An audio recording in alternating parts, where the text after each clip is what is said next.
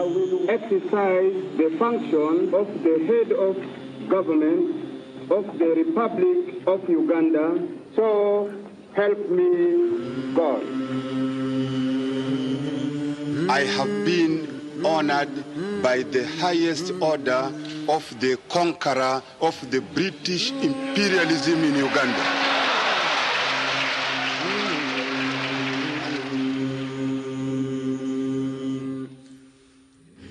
This I must make it absolutely clear. You must teach people to love their leader.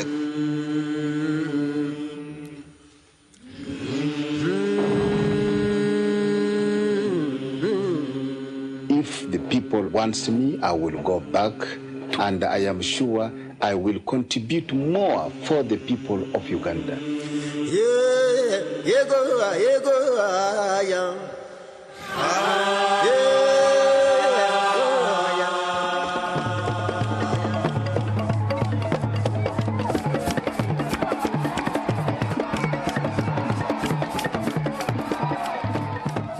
We, all the people who were in that time, at least we have to remember our people who passed away. Me, I'm not happy if I see Amin again. I heard that he even killed his own child.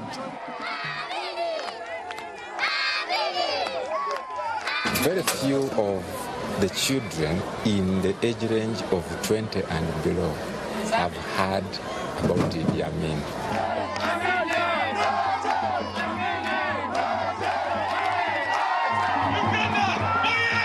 So when they come and see things like this, they really get interested.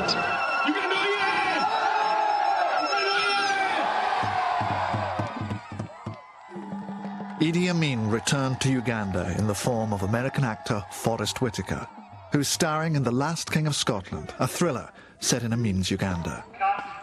This is the first time since his death that Idi Amin has been portrayed on film.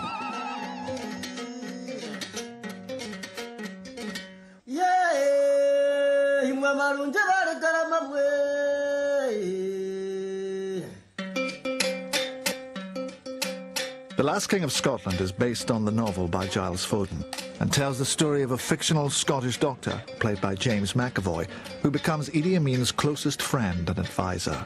Scottish? Why didn't you say so? The making of this film, by a British crew in Uganda, about such a controversial figure, raises a number of questions. How will Ugandans react to this interpretation of their history, and how does their view of Idi Amin differ from that of the West? How do you place a fictional story into a historical setting? And is it possible to separate the real Idi Amin from the strange and bizarre stories that surround him? One of the things that has occurred to me while I've been here is that, up until Nelson Mandela, I think Idi Amin was the most famous African ever in history. Ever since he came to power in 1971, there has been no end to the strange and sometimes horrific stories of how he's been holding on to power in Uganda.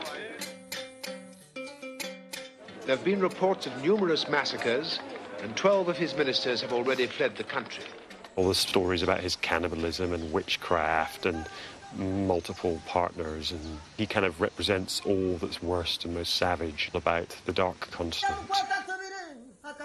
The pictures that I had was a sort of colonialized version of who he was. This monster image of a black African man who was evil incarnate. Certainly there were many travesties that happened, but it's a much more complicated and complete story, and he's a much more whole man than the image that I had.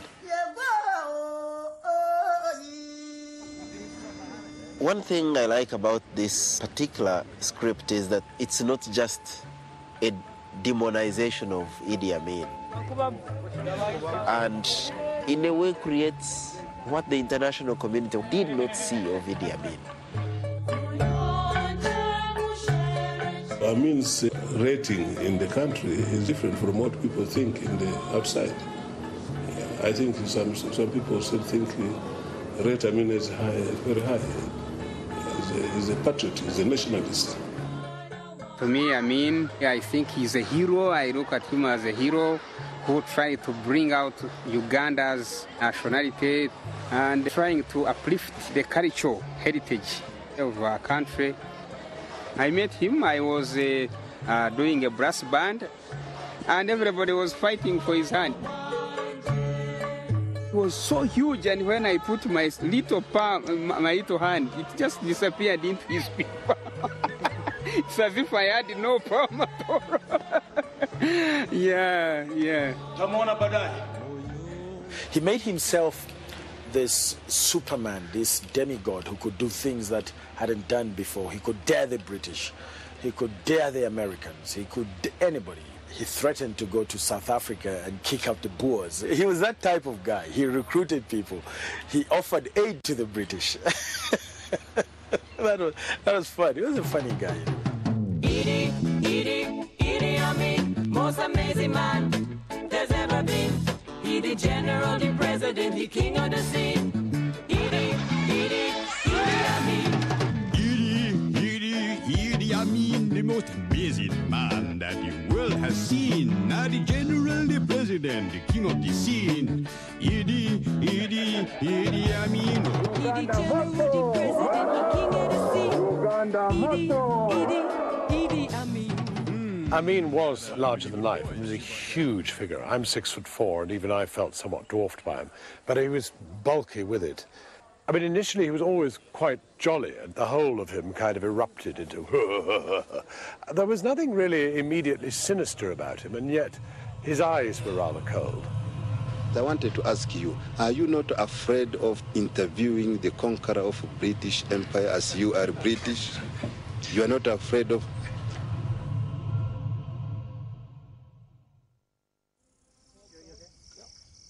The film of The Last King of Scotland and the novel that it's based upon place a completely fictional character into the court of Idi Amin. There have been one or two people who've read it as pure history, which it isn't. It is a fiction. I often say it's sort of 80% fiction, but mostly fact, which sort of gives a sense of its confused status like that. I read the book 7 years ago. What I loved about Last King of Scotland, that you had the thriller aspect, the element of it, but set against this regime that existed. The film's director is Kevin MacDonald, a documentary maker best known for the award-winning Touching the Void. This is his first non-documentary film. Our aim was never to make a film that is historically accurate. We have taken liberties, as the novel does. And I think one of the reasons that we feel happy doing that, with Amin in particular, is because there's something about him which is kind of almost more fictional than it is real. You never really can pin down what the historical reality is. Amin has now, over time, become part of the entertainment scene in Uganda. In terms of real memory, he's sinking back into the archives. There are few facts about Amin's early life. What is known is that he joined the British Army in 1946, where he soon proved himself to be an accomplished sportsman, and he was Ugandan heavyweight boxing champion for 9 years. I knew him terribly well for 10 years. I would say quite honestly, this man is a good friend.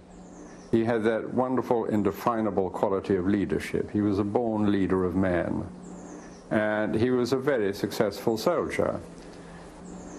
When he was in the British Army, he was a kind of licensed killer. And there were all sorts of stories about the things that he did when he was in the British Army. And that was kind of let go because he was, you know, as I say, he was licensed to do those things. How are you, Kim? Good to see you. Yeah. How's it going? Uganda. How's it going? Have you got the Ugandan handshake yet? Oh, I've got the Ugandan handshake. I know them all. I think we can say the British were responsible for Amin, though. They found him, they made him a sergeant major, and because they had not produced a black officer class in Uganda at independence, they said, OK, who are our most senior people? We have got, look at this big chap. By the time Uganda achieved independence from Britain in 1961, the British had promoted Amin to the rank of Effendi, thereby ensuring that he was one of the most powerful men in the Ugandan army. This gave him the opportunity to seize power from President Milton Obote in a military coup in 1971.